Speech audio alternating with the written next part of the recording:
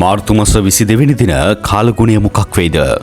පුවත් ඉදිරිපත් කිරීම ශානක විතානගේ. පෑන් පැය අලුත්වන නවතම තොරතුරු දැනගන්න අප සමග රැඳෙන්න. අලුයම් කාලයේදී උතුරු මැද නැගෙනහිර වයඹ බස්නාහිර සබරගමුව සහ දකුණු පළාතේ මීදුම් සහිත කාලගුණයක් බලාපොරොත්තු වේ.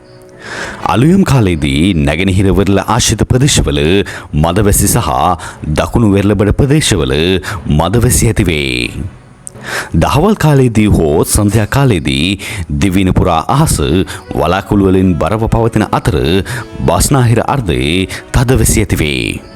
දකුණ සබරගමුව බස්නාහිර මධ්‍යම වයඹ සහ මන්නාරම යාපනය යන ප්‍රදේශවල වැසි ඇති වේ. රාත්‍රී කාලයේදී දිවින පුරා වැසි රහිත කාලගුණයක් පවතී. දිවින පුරා සාමාන්‍ය උෂ්ණත්වය සෙල්සියස් අංශක 28ක් වන අතර වැඩිම උෂ්ණත්වය අම්පාර සහ යාපනය ප්‍රදේශවල සෙල්සියස් අංශක 31ක් 32ක් අතර පවතී. දිවින පුරා සුළඟේ වේගය පැයට කිලෝමීටර් 5-10ක් අතර පවතී.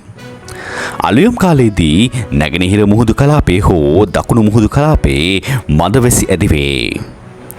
දහවල් කාලයේදී හෝ සන්ධ්‍යා කාලයේදී දකුණු මුහුදු කලාපයේ වැසි ඇති වේ. මුහුදු ප්‍රදේශවල උෂ්ණත්වය සෙල්සියස් අංශක 27ක් වන අතර සුළඟේ වේගය පැයට කිලෝමීටර් 10-15ක් අතර පවතී.